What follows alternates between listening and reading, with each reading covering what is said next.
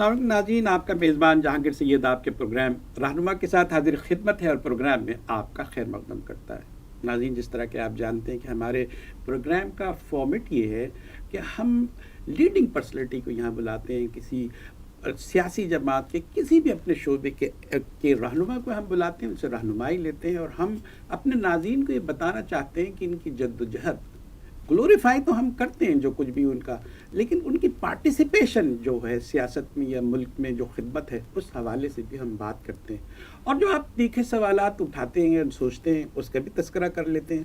لیکن ہم یہ چاہتے ہیں کہ جو ہمارے سینئر ہیں، سیاستدان ہیں، ان کے بارے میں زیادہ سے زیادہ جانیں کہ انہوں نے اپنی جدوجہد کس طرح شروع کی اور کس طرح ایک اہم مقام پر فائز ہوئے۔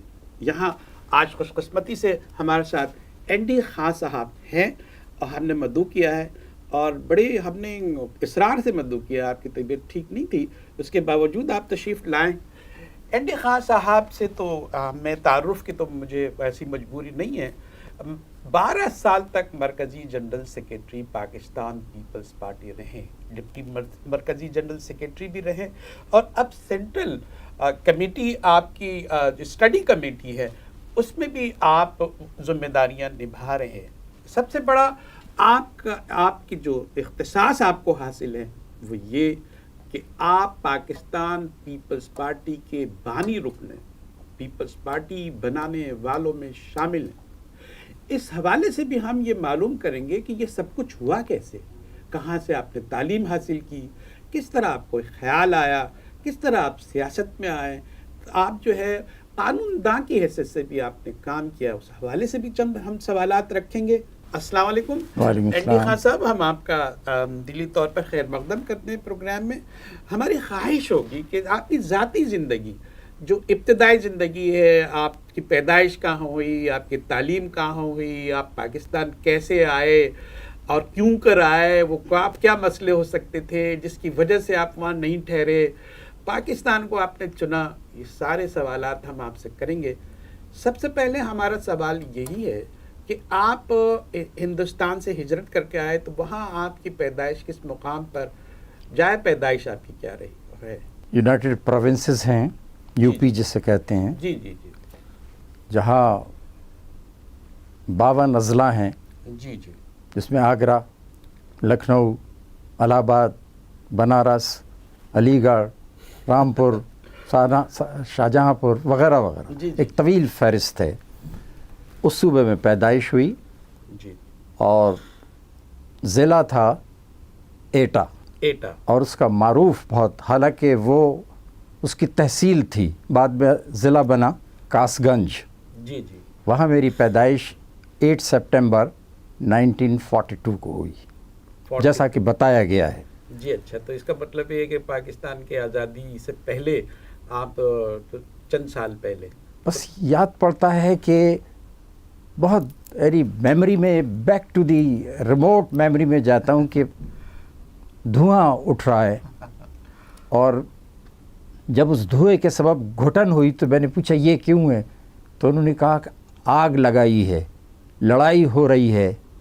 بس یہی سوالات تھے جو جوابات کے طور پر لوگوں نے دیے۔ یعنی 47 کے بعد جو رائٹس شروع ہوئے ہیں، تو جہاں پر میری رہائش تھی یا پیدائش ہوئی وہ زیادہ ڈسٹربڈ ایریا نہیں تھا، لیکن پھر بھی گاہے بگاہے اس کے اثرات نظر آتے تھے تقسیم کے۔ آپ یہ سمجھتے ہیں کہ اس وقت جو نظریہ پاکستان تھا اور پاکستان کو دو کرنا، آزادی حاصل کرنا انڈیا سے، یہ بہت ضروری تھا؟ اس کی بنیادی وجہ کیا تھی؟ ناگزیر تھا، ناگزیر تھا، انوائڈیبل۔ اور قائد اعظم کا ویژن اگر آپ دیکھیں تو ہی ٹرائیڈ یونائٹڈ انڈیا، ٹھیک ہے، اور جو انہوں نے لکھنؤ پیکٹ میں جو اپنے مطالبات یا نکات تھے، اگر اس پر عمل کیا گیا ہوتا تو شاید بر صغیر کی تقسیم نہ ہوتی، لیکن ہی واز فورسڈ اپون، صحیح، وہ بغور شیکسپیئر کی زبان میں کہ فورسڈ اپون، مسلط کر دیا گیا ان پر پاکستان۔ تو آپ تو علی گڑھ سے تحریک اٹھی اور علی گڑھ میں آپ نے تعلیم حاصل کی؟ جی جی جی، علی گڑھ یونیورسٹی سے آپ نے تعلیم لی؟ جی جی جی۔ اس کی تھوڑی سی تفصیلات آپ، یہ زمانہ وہ ہے جب علی گڑھ یونیورسٹی کے وائس چانسلر ڈاکٹر ذاکر حسین آؤٹ گوئنگ ہو رہے تھے، کیونکہ بعد میں وہ گورنر بہار بنا دیے گئے، اور کرنل بشیر حسین زیدی جو رامپور اسٹیٹ کے وزیر اعظم تھے انہوں نے ٹیک اوور کیا ایز اے وائس چانسلر. تو یہ 60s کا پیریڈ ہے. اینڈ آئی جوائنڈ علی گڑھ ان 1958.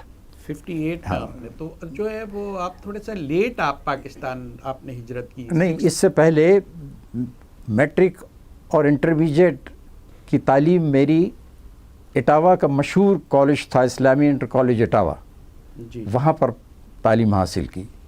وہاں سے فارغ ہونے کے بعد سوال یہ تھا کہ الہ آباد یونیورسٹی جوائن کریں یا علی گڑھ یونیورسٹی.